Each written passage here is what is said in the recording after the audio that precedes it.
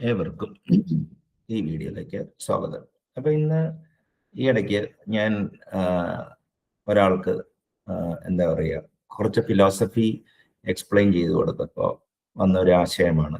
ഇതിനെ ഞാൻ വിളിക്കുന്നത് how to detect and cot and cot idiot എന്നാണ്. നമ്മൾ ആരെയും ഇഡിയറ്റ് എന്നൊന്നും വിളിക്കാൻ പറ്റില്ല. പക്ഷേ അപ്പാരൻ്റ്ലി അതായത് ഞാൻ ഇഡിയറ്റ് എന്ന് വിളിക്കുന്നത്, അല്ലെങ്കിൽ ഞാൻ വെടികൾ എന്നല്ലെങ്കിൽ മണ്ടൻ എന്നൊക്കെ ഞാൻ വിളിക്കുന്നത് എങ്ങനെയാണെന്ന് വെച്ച് കഴിഞ്ഞാൽ, അവസരമുണ്ടായിട്ട്, അതായത് പല കാര്യങ്ങൾ മറ്റേ സ്വീകരിക്കാത്ത ഈ അഡമൻ മൈൻഡ്സിനെയാണ്. അല്ലാണ്ട് അവരുടെ ഒരു ഹാർഡ്വെയറിൻ്റെ പ്രോബ്ലമോ അല്ലെങ്കിൽ അവർക്ക് എന്തെങ്കിലും ഒരു ജനിതക പ്രോബ്ലം ഉണ്ടെന്നുള്ള രീതിയിലല്ല. അപ്പോൾ ഈ ഈ തത്വം ഇതാണ്. അതായത് ഫിലോസഫിക്ക് 3 ബ്രാഞ്ചാണുള്ളത്: ഓണ്ടോളജി, എപ്പിസ്റ്റമോളജി, ആക്സിയോളജി. ഓണ്ടോളജി എന്ന് പറഞ്ഞു കഴിഞ്ഞാൽ സ്റ്റഡി ഓഫ് എക്സിസ്റ്റൻസ്, എപ്പിസ്റ്റമോളജി എന്ന് പറഞ്ഞു കഴിഞ്ഞാൽ സ്റ്റഡി ഓഫ് നോളജ്, ആക്സിയോളജി എന്ന് പറഞ്ഞു കഴിഞ്ഞാൽ study of value systems or how it can be applied. അപ്പോൾ അതിന് 3 ക്വസ്റ്റ്യൻസ് ഉണ്ട്: who am I, what can I do, what should I do. ഞാൻ ഇതിനെക്കുറിച്ച് വേറെ വീഡിയോ പിടിച്ചിട്ടുണ്ട്. അപ്പോൾ ഈ ഓണ്ടോളജി എന്ന് പറഞ്ഞു കഴിഞ്ഞാൽ സ്റ്റഡി ഓഫ് എക്സിസ്റ്റൻസ്. അപ്പോൾ ഈ മറ്റേ ഭാരതീയ ദർശനത്തിൽ സത്ത്, ചിത്ത്, ആനന്ദം എന്ന വേദാന്തത്തിലുണ്ട്. സത്ത് യഥാക്രമം ഓണ്ടോളജി ആയിട്ടും, ചിത്ത് എപ്പിസ്റ്റമോളജി ആയിട്ടും, ആനന്ദം ആക്സിയോളജി ആയിട്ട് മാപ്പ് ചെയ്യപ്പെടുന്നു. അപ്പോൾ ഓണ്ടോളജി ലെവലിൽ 2 എക്സ്ട്രീം പൊസിഷൻസ്, അതായത് ലെഫ്റ്റ് സൈഡിൽ മറ്റേ എന്താ പറയുക മെറ്റീരിയലിസം ആണെങ്കിൽ, റൈറ്റ് സൈഡിൽ അത് എന്താ പറയുക ഐഡിയലിസം ആണ്. അപ്പോൾ ഈ മെറ്റീരിയലിസവും ഐഡിയലിസവും ഒരു സ്പെക്ട്രമാണ്. അതിനിടയ്ക്ക് കുറെ പൊസിഷൻസ് ഉണ്ട്. അതേമാതിരി തന്നെ ഒരു എപ്പിസ്റ്റമോളജിക് ലെവൽ അല്ലെങ്കിൽ ജ്ഞാനസിദ്ധാന്ത തലത്തിൽ മറ്റേ എംപെരിസിസം ലെഫ്റ്റ് സൈഡിലുണ്ട്, റൈറ്റ് സൈഡിൽ ഐഡിയലിസം ഉണ്ട്. അപ്പൊ 4 പോസിബിലിറ്റീസ് ഉണ്ട്. അപ്പോൾ ഇത് ഒരു പ്യുവർ കാറ്റഗറി അല്ല. അതായത് ഏതാണ് ഡൊമിനന്റ് എന്നാണ്. അതായത് നിങ്ങളുടെ മെറ്റീരിയലിസ്റ്റിക് വേൾഡ് വ്യൂ ആണോ നിങ്ങളുടെ ഡെവലപ്മെന്റ്, അത് ഐഡിയലിസ്റ്റിക് ആണോ. അതേമാതിരി തന്നെ എപ്പിസ്റ്റമിക് ലെവലിൽ നിങ്ങളുടെ വേൾഡ് വ്യൂ മറ്റേ മെറ്റീരിയലിസ്റ്റിക് ആണോ, സോറി എംപെരിക്കൽ ആണോ, അതെയോ റാഷണൽ ആണോ എന്നുള്ളതാണ് ഇവിടുത്തെ ചോദ്യം. അപ്പോൾ 4 പോസിബിലിറ്റീസ് ആണ് അതിൻ്റെ ഉള്ളത്. ഒരാള് ഓണ്ടിക് തലത്തിൽ, ഓണ്ടോളജി തലത്തിൽ എംപെരിക്കൽ ആവാം, സോറി മെറ്റീരിയൽ ആവാം.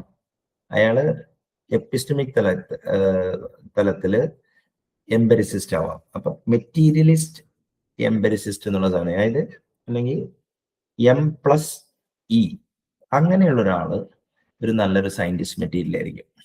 ഓക്കെ. എന്ന സ്ഥാനത്ത് വേറൊരു കോമ്പിനേഷൻ ഉണ്ട്.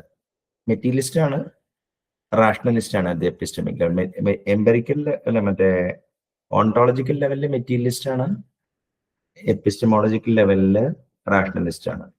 അപ്പോൾ മെറ്റീരിയലിസ്റ്റിക് റാഷണലിസ്റ്റ് ഒരു നല്ലൊരു ഫിലോസഫർ, ഒരു വെസ്റ്റേൺ ഫിലോസഫിക്ക് ഉതകുന്ന ഒരു ക്യാരക്ടറാണ്. ഇനി നിങ്ങൾ ഐഡിയലിസ്റ്റ് ആണ്, മറ്റേ എന്താ പറയുക ഓണ്ടോളജി തലത്തിൽ, നമ്മുടെ റാഷണൽ ആണ് മറ്റേ എന്താ പറയുക ഈ എപ്പിസ്റ്റമിക് തലത്തിലെങ്കിൽ I+R അങ്ങനെയുള്ളവർ ഒരു അദ്വൈത വേദാന്തം മാതിരിയുള്ള ഒരു മെറ്റാഫിസിക്കൽ ട്രഡീഷനിലൊക്കെ എക്സൽ ചെയ്യാൻ ചാൻസ് ഉണ്ട്. അപ്പൊ എന്നെ സംബന്ധിച്ചിടത്തോളം ഈ materialism plus rationalism, materialism plus empiricism, idealism plus റാഷണലിസത്തിന്റെ സബ്സെറ്റ് ആയിട്ടാണ് ഞാൻ കാണുന്നത്.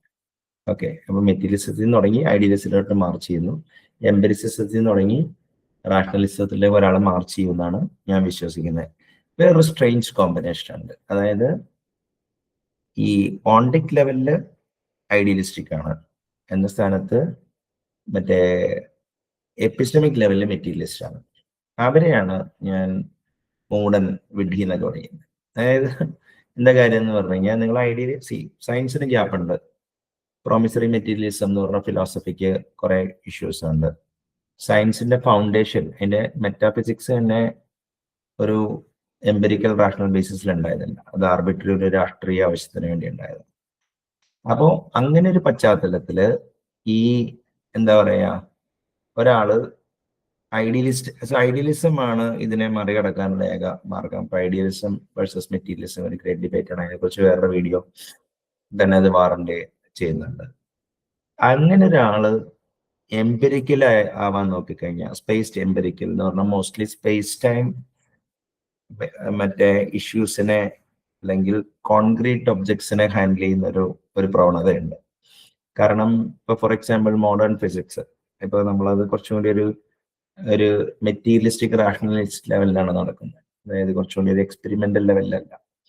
അപ്പോ എക്സ്പെരിമെന്റൽ ലെവലിൽ, അതായത് ഐഡിയലിസ്റ്റ് ആണ് സ്ഥാനത്ത് എക്സ്പെരിമെന്റിലാണ്. അപ്പൊ ഞാനിപ്പോ എനിക്കൊരു കുറച്ച് കക്ഷികളെ അറിയാം. ദേ ആർ വെരി ഭയങ്കര ഒരു മോറൽ ഹൈ ഗ്രൗണ്ട് ഉള്ളവരാണ്. ദേ ആർ സ്മാർട്ട് എന്നാണ് അവർ വിശ്വസിക്കുന്നത്. അറ്റ് ദ സെയിം ടൈം അവര് ഫിസിക്സ് ശാസ്ത്രാധിഷ്ഠിത ചിന്താധികാരാണെന്ന് കൂടി വിചാരിക്കുന്നുണ്ട്.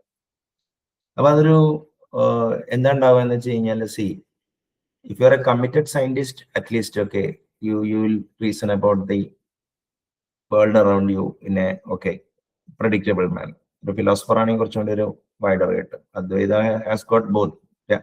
വ്യാവഹാരിക തലത്തില് നിങ്ങൾക്ക് സയൻസും ഫിലോസഫിയും അതിന്റെ ഭാഗമാണ്. പാരമാർത്ഥിക തലത്തിൽ അതിൻ്റെതായ ടൂൾസ് ഉണ്ട്.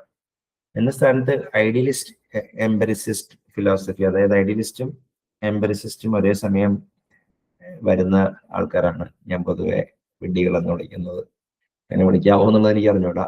പക്ഷെ നിങ്ങൾ നോക്കിയാൽ, if you understand what is materialism, idealism, empiricism and rationalism, you work out the 4 possibilities, then you will understand I plus E is a strange combination. അങ്ങനെയുള്ളവര് പൊതുവെ ഫ്ലെക്സിബിൾ ആയിരിക്കില്ല. അവരെ എന്താ പറയാ, ഒരു പ്രത്യേക ഒരു ആറ്റിറ്റ്യൂഡ് ആയിരിക്കും. It doesn't scale well in as an individual, in groups or in society. അപ്പോൾ ഇത് I hope this was useful. നന്ദി, നമസ്കാരം.